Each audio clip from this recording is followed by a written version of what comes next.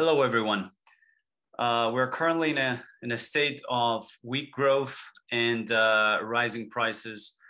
This is a toxic combination that would trigger widespread suffering in dozens of countries, mainly the poorer ones, still struggling to recover from the pandemic. And at the same time, the global economy risks falling into a harmful period of what we say stagflation, sparked by Russia's invasion of Ukraine.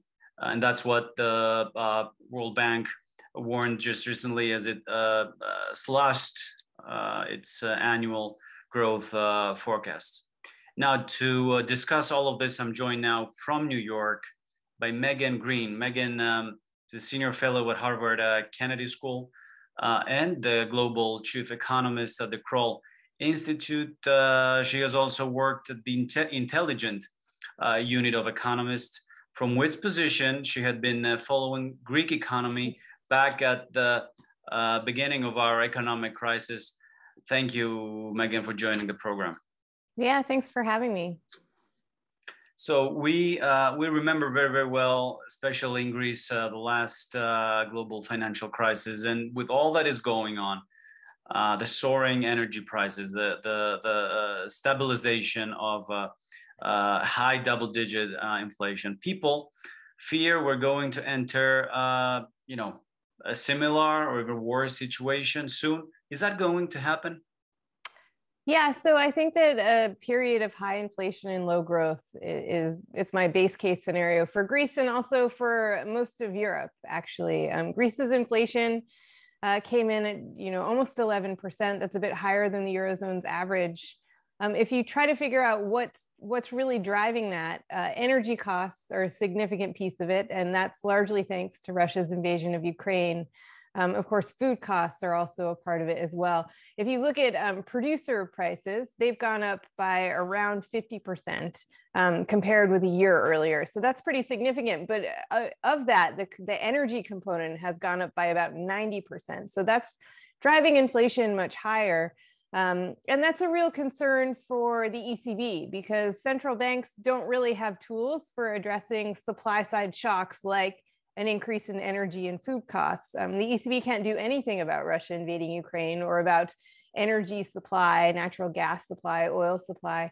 And so the ECB is sort of stuck with this conundrum where they want to lean against inflation by tightening policy, but of course that will just damp growth. And so if you've got weak growth and high inflation, they have to choose one at the expense of the other. And I think the ECB, it seems very likely that they'll start hiking rates this summer. We'll hike a couple of times by the end of the year. That will be bad for investment and consumption, on which countries like Greece are really depending for growth.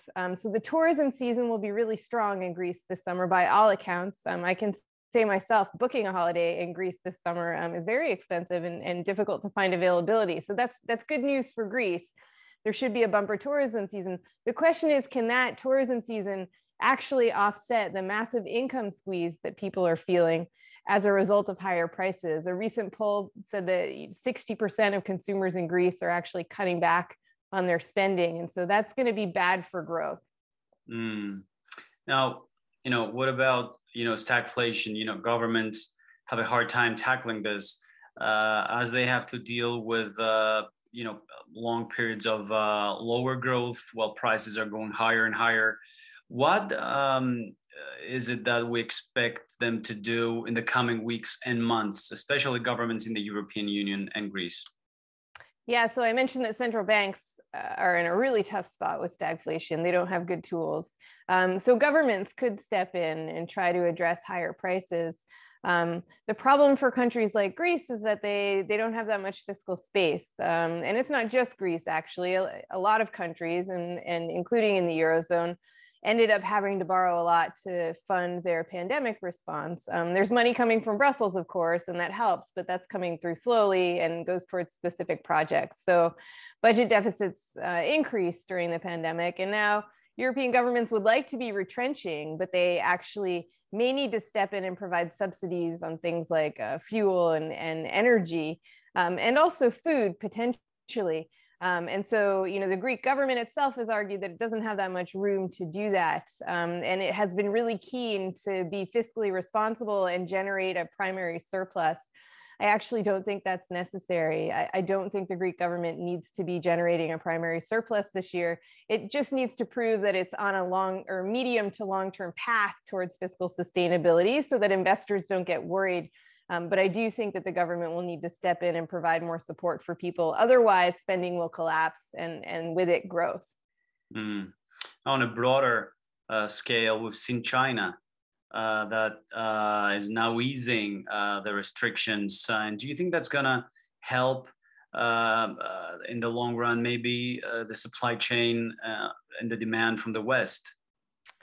So China easing restrictions will certainly help unsnarl some of those global supply chains. And, China had to shut down a bunch of factories, and that really increased delays on shipments of things. And so that should help a bit. I think Europe is disproportionately vulnerable to the supply chain issues as a result of Russia invading Ukraine, though. So it will help on the margins, but I think supply chain problems will still be a problem. Of course, don't forget also that President Xi is hoping to be reappointed at the Party Congress in November. He's made a really big deal out of the zero COVID policy being a success story for China, which it hasn't been economically, but it's going to be very difficult for him to go ahead and pull a 180 and abandon that zero COVID policy. So if new variants come up over the course of this year, I think we can expect further lockdowns in China. The elderly population in China has very low vaccination and booster rates. It's under 60%, which is much lower than we have in the developed world in the West. And also, of course, the vaccine is Sinovac, which is a much less effective vaccine than the mRNA vaccines. There was an information campaign in China that Sinovac was superior. People should avoid mRNA vaccines. Now they're going to have to turn around and say, actually, please get an mRNA vaccine. That's going to be a really hard sell. And so I do think we're going to see further closures over the course of this year, and that will make global supply chains difficult and disjointed. And of course, lastly, let me ask you about the food, the global food insecurity crisis. We're facing it. And particularly Eastern Africa and the Middle East, of course, regions that are so dependent on imports for their food. Do you think we need to impose more regulations now to tackle this? So no, actually, I think what we need to do is get rid of restrictions that create distortions in markets. So you're right, food insecurity will be an issue for a while, not only because Ukraine is the world's breadbasket, and Middle Eastern and North African countries are disproportionately reliant on imports from Ukraine and Russia, imports of food. But also because Russia is the world's largest exporter of fertilizer. And so a lot of farmers are now trying to, plant crops with a quarter of the fertilizer, which will inevitably result in lower yields further down the line. So this issue will be with us for a while, even if the war were to be resolved tomorrow, even if, there were to be an agreement on accessing Ukraine's ports to get those exports out. So, I think when I say we might need fewer restrictions is that a lot of countries' initial impulse has been to go ahead and impose export controls. India, Indonesia are good examples of that. And what we really need is for the world's biggest food exporters to get together and agree not to impose export controls so that markets can clear and be more efficient. Export controls just generate inefficiencies in markets and will make food costs even higher. So I think that would be really helpful. Interesting. So Megan Greene, really good to talk to you. Again, senior fellow at Harvard Kennedy School and global chief economist at the Kroll Institute. Thank you for being with us today. Thank you.